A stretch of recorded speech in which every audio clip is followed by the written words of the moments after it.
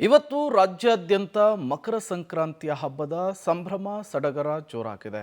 ಎಲ್ಲೆಲ್ಲೂ ಖರೀದಿಯ ಭರಾಟೆ ಜೋರಾಗಿರುವಂಥದ್ದು. ವರ್ಷದ ಮೊದಲ ಹಬ್ಬವನ್ನು ಅತ್ಯಂತ ಖುಷಿಯಿಂದ ಜನ ಬರಮಾಡಿಕೊಳ್ತಾ ಇದ್ದಾರೆ. ಮಕರ ಸಂಕ್ರಾಂತಿಯ ಉತ್ತರಾಯಣದ ಪುಣ್ಯಕಾಲದಲ್ಲಿ ಬೆಂಗಳೂರಿನ ಐತಿಹಾಸಿಕ ಗವಿಗಂಗಾಧರೇಶ್ವರ ಸನ್ನಿಧಾನ ವಿಸ್ಮಯ ಕ್ಷಣಕ್ಕೆ ಸಾಕ್ಷಿಯಾಗ್ತಾ ಇದೆ. ಪಥವನ್ನು ಬದಲಾಯಿಸುವಂತಹ ಸೂರ್ಯದೇವ ಇವತ್ತು ಪರಮೇಶ್ವರನ ದರ್ಶನ ಮಾಡಿ ಉತ್ತರಾಯಣವನ್ನು ಪ್ರವೇಶ ಮಾಡ್ತಾನೆ.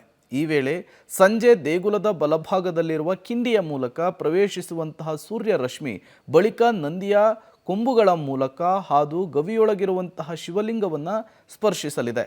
ಸಂಜೆ 5:15 5:17 ಕೂಡ ಈ ಕೌತುಕದ ಕ್ಷಣಕ್ಕೆ ದೇವಸ್ಥಾನ ಸಾಕ್ಷಿಯಾಗುತ್ತೆ.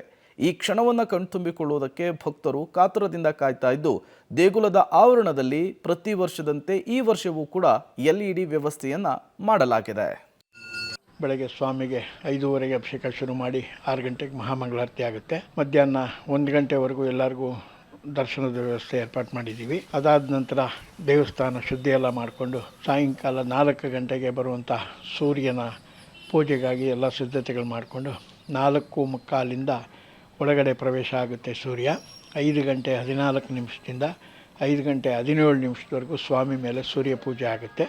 ಆ ಪೂಜೆಯ ನಂತರ ಹೊರಗಡೆ ಭಕ್ತಾದಿಗಳನ್ನೆಲ್ಲ ಕೂರಿಸಿ ಅವರಿಗೆ ಒಂದು ದೊಡ್ಡದಾಗಿ ಪೆಂಡಾಲ್ ಹಾಕಿ ಅಲ್ಲಿ LED TVಗಳನ್ನ ವ್ಯವಸ್ಥೆ ಮಾಡಿ ಎಲ್ಲರಿಗೂ ಆ ದರ್ಶನದ ವ್ಯವಸ್ಥೆಯನ್ನು ಮಾಡಿದ್ದೀವಿ. ಆ ಸ್ವಾಮಿಯ ಪೂಜೆ ಎಲ್ಲ ಆದ ನಂತರ ಶಾಂತಿ ಪೂಜೆಗಳನ್ನು ಮಾಡಿ ಎಲ್ಲರಿಗೂ ಸರತಿ ಸಾಲಿನಲ್ಲಿ ಒಳಗಡೆ ಬಿಟ್ಟು ಮೂಲಮೂರ್ತಿಯ ದರ್ಶನ, ಮೂಲಮೂರ್ತಿಗೆ ಅಭಿಷೇಕ ಮಾಡಿದಂತಹ ತೀರ್ಥ ಪ್ರಸಾದಗಳನ್ನು ಕೂಡ ಎಲ್ಲರಿಗೂ ವಿನಿಯೋಗ ಮಾಡಲಿಕ್ಕೆ ವ್ಯವಸ್ಥೆ ಮಾಡಿದ್ದೀವಿ. 3 ನಿಮಿಷಗಳ ಕಾಲ ಇರುತ್ತೆ. 3 ನಿಮಿಷಗಳಲ್ಲಿ ಪಾದಾದಿಕೆ ಶಾಂತಂ, ಸ್ವಾಮಿಯ ಸೋಮಸೂತ್ರದಿಂದ ಲಿಂಗದವರೆಗೂ ಬರಬೇಕು. ಲಿಂಗದ ಮೇಲೆ ಎಷ್ಟೊತ್ತಿರುತ್ತೆ ಅದರ ಮೇಲೆ ನಾವು ಭವಿಷ್ಯವನ್ನು ನುಡಿಲಿಕ್ಕಾಗುತ್ತೆ. ಬೆಳಗಿನ ಧನುರ್ಮಾಸದ ಪೂಜೆ ಎಲ್ಲರಿಗೂ ವ್ಯವಸ್ಥೆ ಮಾಡಿದ್ದೀವಿ. ಅಭಿಷೇಕಗಳೆಲ್ಲ ಇರುತ್ತೆ. ಕಡೆ ಅಭಿಷೇಕ ಬುಧವಾರದಿಂದ ನಾವು ಮಾಮೂಲಾಗಿ 8 ಗಂಟೆ ಅಭಿಷೇಕ ಆಗುತ್ತೆ.